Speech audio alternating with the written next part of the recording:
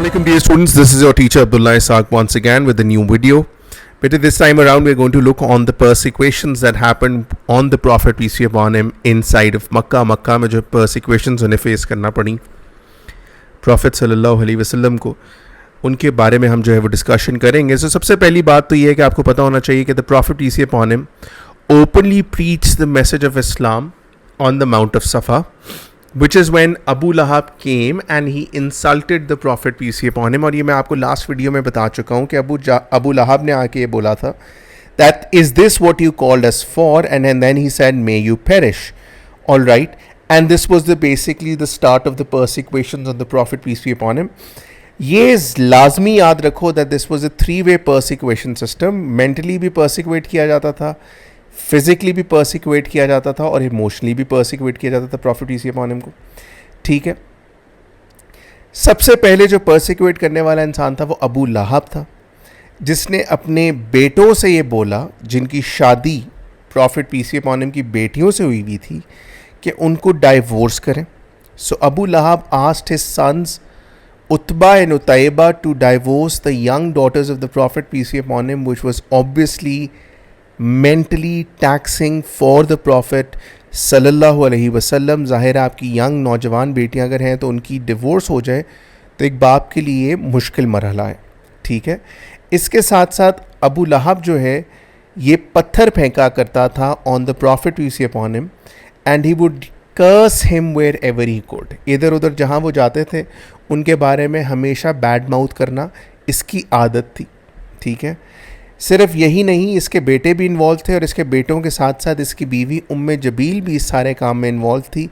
उम्मे जमील जो है ये क्या करती थी that she would lay thorns in the way of the prophet peace be upon him. जहाँ से वो जाया करते थे वहाँ पे ये कांटे बिछा दिया करती थी. ठीक है, and she would abuse the prophet peace be upon him.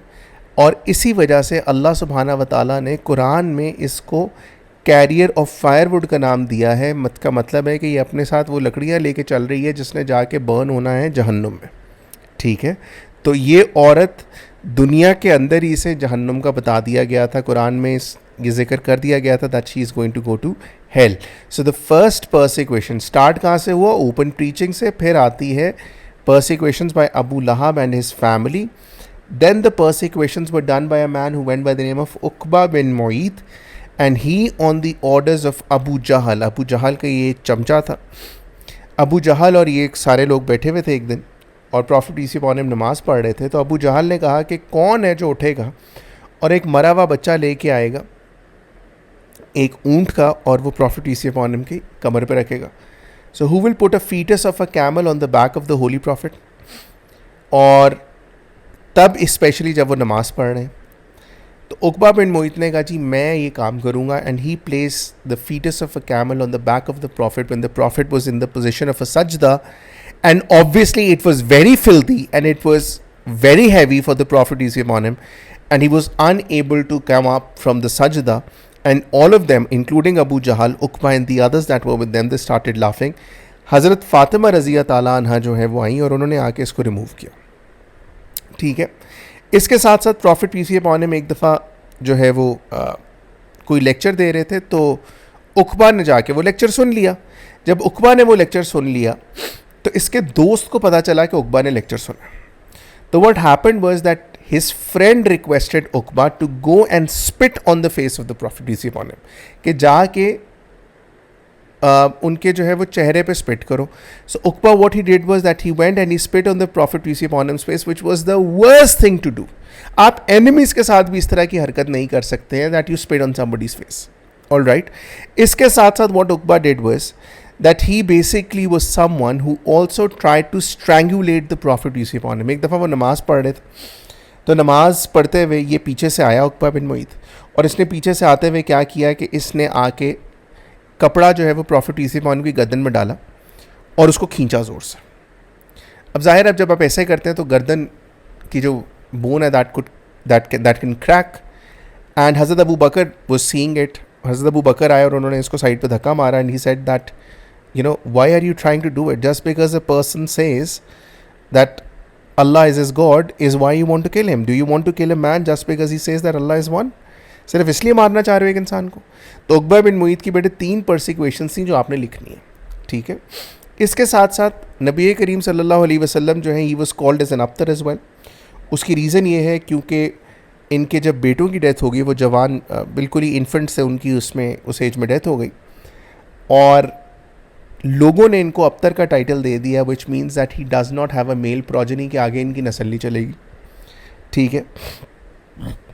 और जाहिर है ये काफ़ी ज़्यादा जो है वो टैक्सिंग था। आप जहाँ जाएँ अब्तर अब्तर अब्तर अब्तर आपको सारे कहना शुरू कर दें, सो it becomes frustrating as well. All right. So the Prophet peace be upon him had to deal with this as well.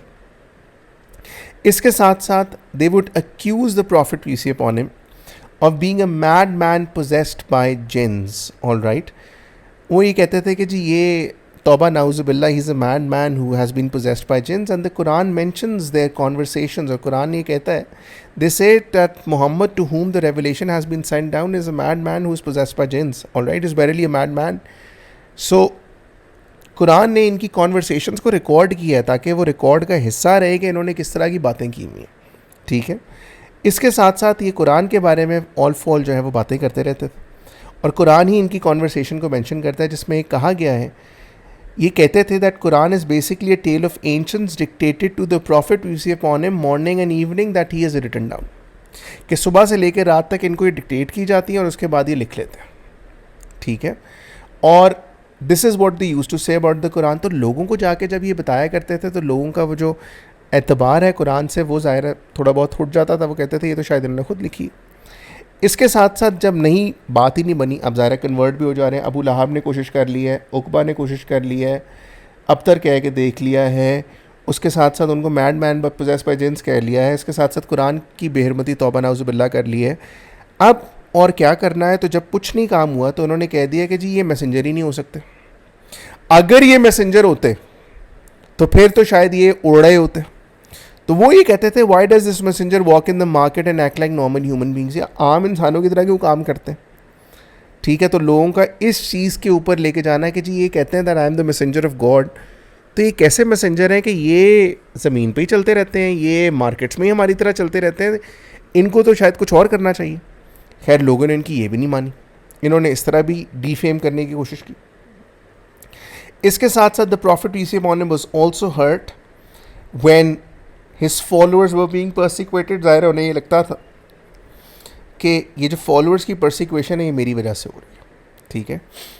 और obviously it was hurting for him as well कि सारे के सारे लोग जो हैं वो दे वर being persecuted.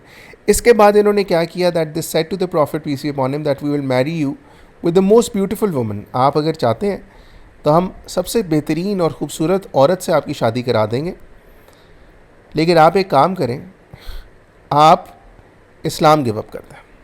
Profit peace be upon him ने कहा thank you so much, keep your offer with you, all right. And इसके साथ साथ the prophet peace be upon him was also persecuted when his entire clan was boycotted for 3 complete years where they had nothing to eat and they had to eat boiled leaves and leather। वो मक्का में भी side पे रहे शिब अबी तालिब में, which was an abandoned property of Abu तालिब, जहाँ पे लोगों को खाने पीने का बड़ी तकलीफ़ थी और इतनी बुरे हालात थे कि बच्चों के रोने की आवाज़ें जो हैं वो नॉर्मली आया करती थी, ठीक है।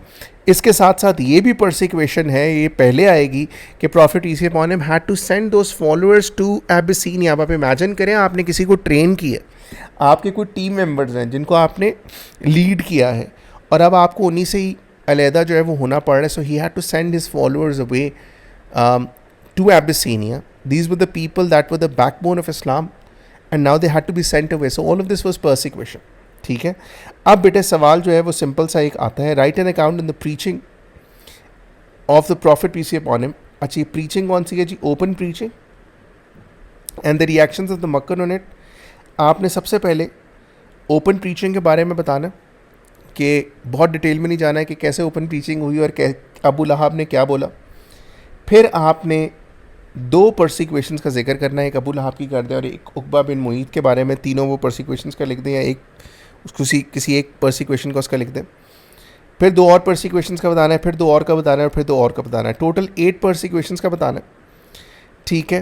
एंड इसके साथ साथ आपने बॉयकॉट ऑफ बनु हाशिम और माइग्रेशन टू एबिसीनिया को भी परसिक्यूशन में ही कंसिडर करना है, ठीक है। एंड रफली you need to write 1 to 2 quotes, 16 to 18 minutes का टाइम है आपका लिखने का इस आंसर को।